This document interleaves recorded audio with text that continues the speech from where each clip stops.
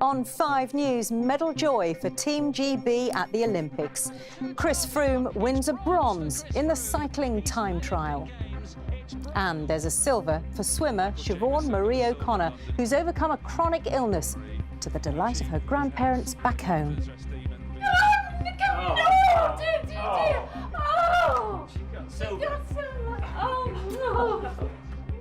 Also, holidaymakers hit as Eurostar workers strike. They'll take 7 days of action in a dispute over work-life balance. A fresh staffing crisis in A&E. One hospital warns it may have to close its doors at night. The shocking number of women who've suffered sexual harassment at work. And did Donald Trump really suggest Hillary Clinton should be assassinated? Hello and welcome to 5 News. I'm Sian Williams. It was nail-biting. It was supremely tough, but in the end, it wasn't quite a golden race for British cyclist Chris Froome. In the last few moments, he's just won bronze, finishing 3rd in the Olympic time trials in Rio. Well, the race came just weeks after he picked up his 3rd Tour de France title. And as Julian Drucker reports, it came on a pretty successful day all round for Team GB. A time trial, and for Chris Froome, the start of the road in his hunt for gold. Could he emulate Bradley Wiggins and do better than bronze 4 years ago? Half an hour in, on a difficult and, as we've seen, treacherous route, Froome appeared to be giving away time. Was he doing enough? It left him needing a big finish, but it was a time deficit too large to come back from. Just about room for Froome on that podium with a bronze. A masterclass from Switzerland's Fabian Cancellara put pay to that. From Bath to Rio's Olympic pool, 20-year-old Siobhan Marie O'Connor from Somerset was about to swim into the history books of British sport. In the red cap, she knew she faced a gruelling 200-metre individual medley. It was a close race, but could she beat the Hungarian favourite Latinka Hosszu? Not quite. 0.3 seconds separated gold and silver. She's the first British woman to win a medal in the event in its 48-year Olympic history. Back in Somerset, an explosion of emotions for her grandparents. Their granddaughter has achieved so much more. Diagnosed with ulcerative colitis just after London 2012, it has weakened her immune system and brought regular bouts of tiredness. But it hasn't stopped her. With the help of advice from people like Steve Redgrave, she's coped with it, and she has to keep on a very strict diet and even take her own specialised food out to Brazil with her. Elsewhere, in the 200-metre freestyle relay, Team GB tried to catch America's superhuman swimming champ Michael Phelps, but it wasn't enough. But silver for these men meant Britain's best result in the race for 108 years. Julian Drucker, 5 News. We just heard about how Michael Phelps won. Well, last night we told you how he had more Olympic golds than anyone else. And the most successful Olympian of all time has extended that incredible record now, picking up another 2 gold medals in the swimming, winning the 200-metre butterfly, as well as that 4x200-metre relay for the United States. He now has just the 21 gold medals in all. Not all is well in the pool, though, at least the one used by the divers. It appears to have turned green overnight because of what organisers say is a proliferation of algae. However, they've insisted the water is safe. So let's have a look at the medals table as things stand. Tonight, Great Britain and Northern Ireland still in 11th with that 1 gold medal. In fact, Team GB has more medals than it did at this stage in London 2012. At the top, still the United States. Let's have a look at some other news now. And travel plans for thousands of holidaymakers have been left in doubt after workers at Eurostar announced 2 separate strikes. Staff will walk out for 4 days from Friday and again over the August bank holiday weekend in a row about their work-life balance. Eurostar bosses have promised to keep disruption to a minimum, but it is the 3rd strike of what is already a frustrating time for many passengers. Our political editor, Andy Bell, reports. Keep the guards on the train! Keep the guards! it certainly has the look of a summer of discontent. Members of the rail union, the RMT, picketing the Department of Transport as the conflict on Britain's railways took another twist. This morning, passengers who'd booked on Eurostar woke up to the news that RMT members on those services will strike this weekend and on the bank holiday weekend at the end of the month over what they call work-life balance. That's working anti-social hours. Jackie Nakiwala is due to be coming back from holiday on a Eurostar on one of the strike days. Right now, she doesn't know if her train will be one of those cancelled. So many things could happen. I think we're either going to be on a train, stuck, just sort of jam-packed like sardines with our bags, my 7-year-old son standing all the way from Paris back to London, or we're going to be stranded in Paris.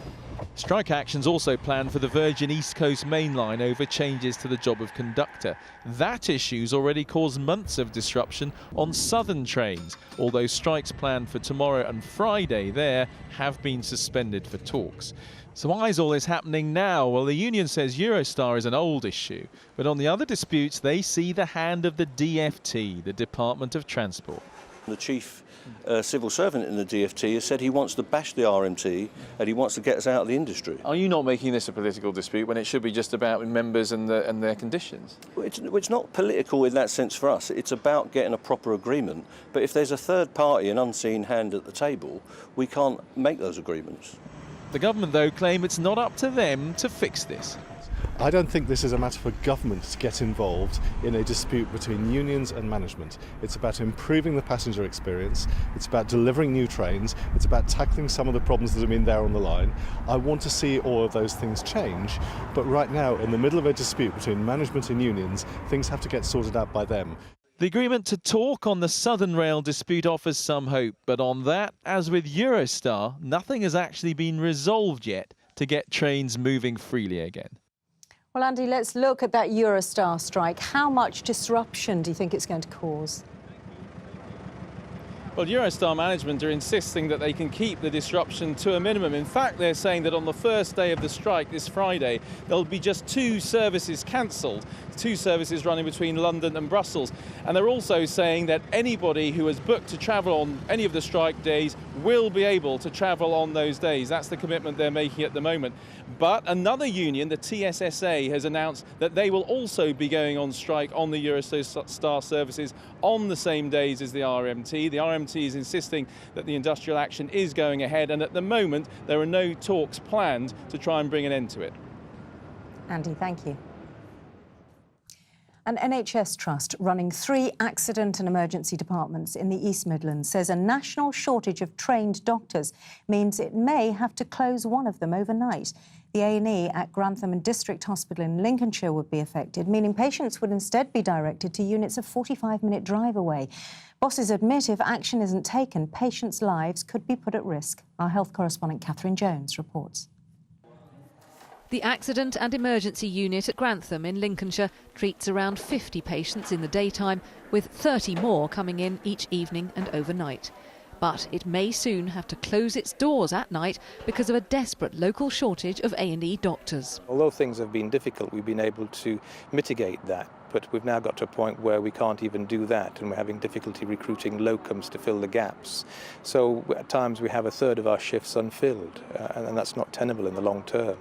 For people used to an emergency department on their doorstep, it's a shock. I've got no transport, so what am I going to do, get taxied to Lincoln or Boston Hospital? It's not on, is it? It's dangerous, I think, for people that do have genuine emergencies, like heart problems, things like that. We need a hospital more than ever. It needs reopening, not shutting. United Lincolnshire Hospitals Trust runs 3 A&Es, this one at Grantham and 2 larger units in Boston and Lincoln. To run this A&E unit and the 2 others, the Trust needs 28 registrars or middle-grade doctors. It currently has just 12. This is an acute local crisis, but it's a symptom of a chronic national shortage of A&E specialists that hospitals across the country are having to cope with. Back in January, a 5 News investigation found 1 in 10 A&E posts were vacant. And last month, the boss of North Middlesex Hospital in London stepped down after it emerged understaffing had led to untrained receptionists assessing patients. This is a really serious issue. We are not producing enough doctors in this country, and the demand on emergency departments is significantly higher than it was 10 years ago. We absolutely need to find ways in which to increase the recruitment and retention of our doctors and care for them better. The bosses at Grantham say any overnight closure would be temporary, but with hospitals under huge pressure to rationalise services and a national shortage of A&E doctors, this scaling down may be the first of many. Catherine Jones, 5 News, Grantham. Still to come on the programme. Why are women too afraid to speak out about harassment at work? What did Donald Trump really mean with his comments about gun campaigners and Hillary Clinton? And why so many holidaymakers are still confused about the liquids they take on an aeroplane. All that and more after the break.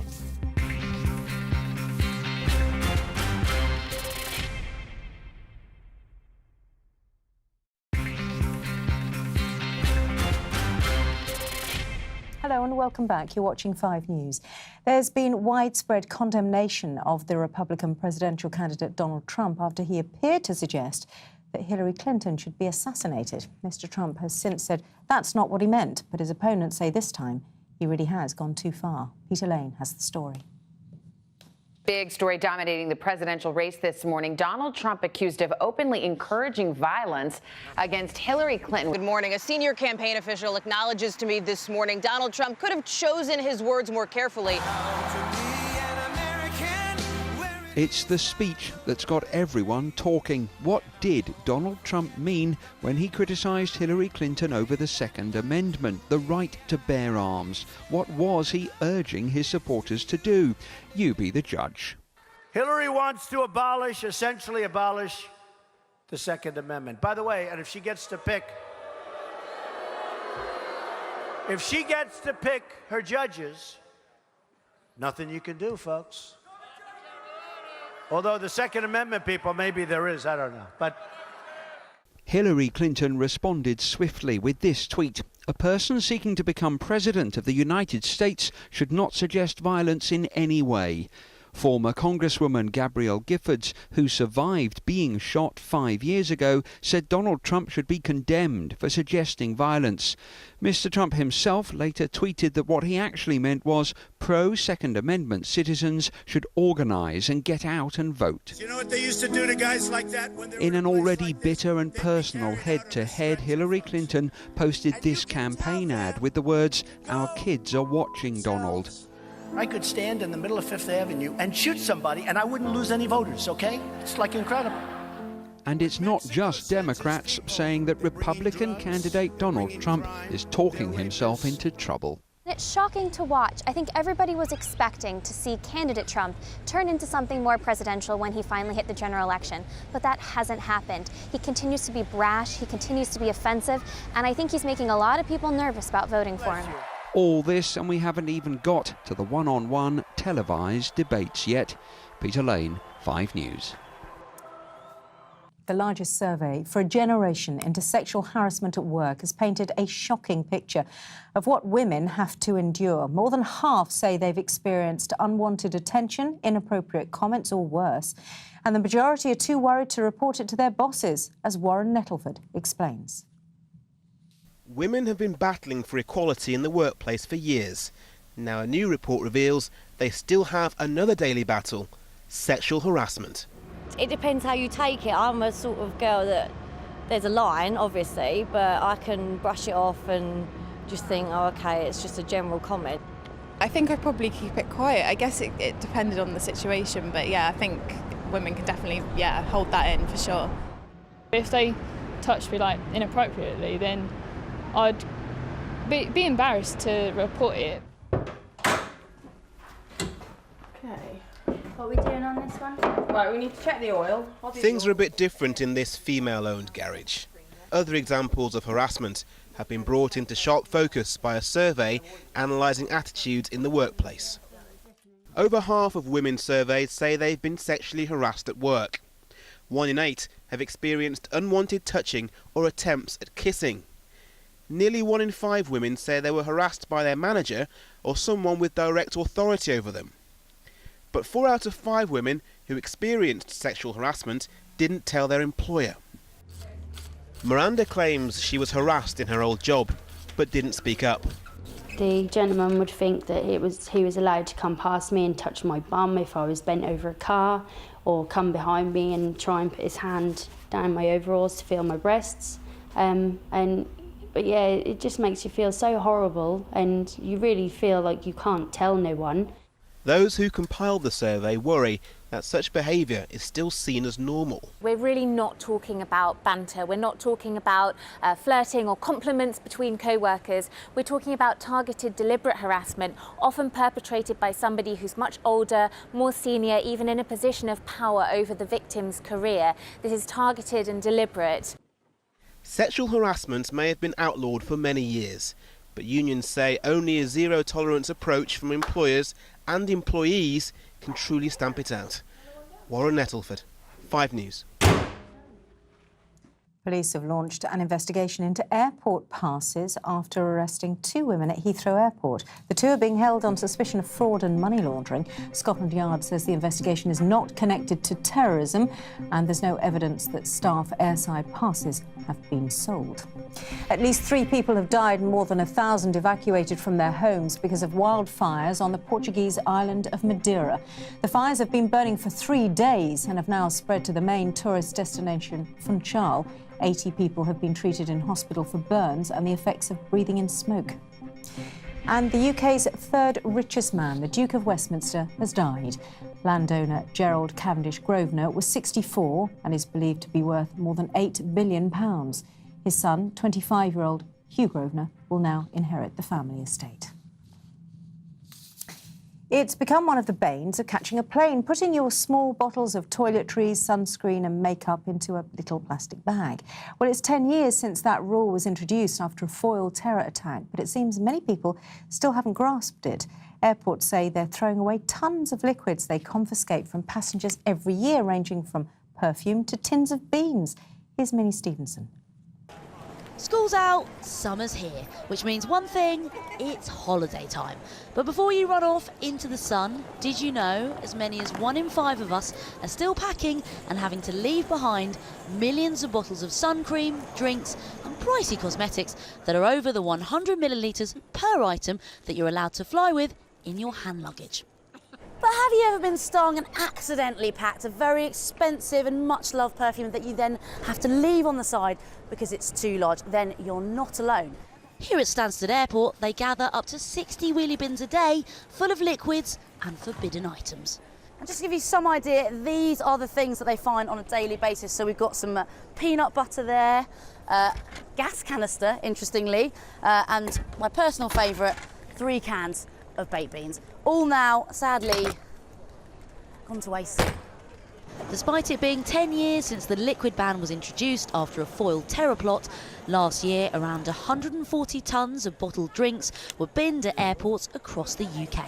Today, staff here told me the hold-up in security can cause severe delays. People do come through with items that we then have to take off them, or we need to do full bag searches. It slows down the whole operation. And when people are keen just to get through security, as we are, and get them onto their onward travel, it really can slow it down. So our holiday makers are about to go through security, but will they have to leave anything behind? Have you got some stuff that's too large to take through? Yeah, that needs to go in the bin. Okay, do you want me to do that for you? Yes, please. And anybody want to drink it? No. So Jessica, you've got all your cosmetics in there. Have you ever brought anything through that's just too big and had to leave it on the side? Yeah, I bought a big bottle of perfume before. Heartbreaking, and just had to leave it. Were you annoyed? Right in the bin, yeah. And the airport customer services say there can often be some confusion. Some of the more interesting items are puddings and pies. Oh, really? We get quite a bit of puddings and pies. You can't work out the liquid content, and some of those are quite large. You often find people who've made something as well that they're taking out. With the summer being the busiest time for UK airports, the message is clear. Travel light and leave those oversized liquids out of your hand luggage or at home. Minnie Stevenson, 5 News. That's it for now. I'm going to be back with 5 News tonight at 6:30. I'll be grilling the chairperson of the RMT union about that summer of rail strikes that threatens chaos for commuters and holidaymakers. Let us know if you're one of them. And we're going to have all the latest, of course, from Rio. That bronze medal for Chris Froome added to our medal tally. Plenty more chances, though, for Team GB this evening, so we'll be telling you just who we should be looking out for and doing better than we were this time in London 2012. Sian Welby has the weather next. I'll see you again in an hour. Thanks very much for watching today. Goodbye for now.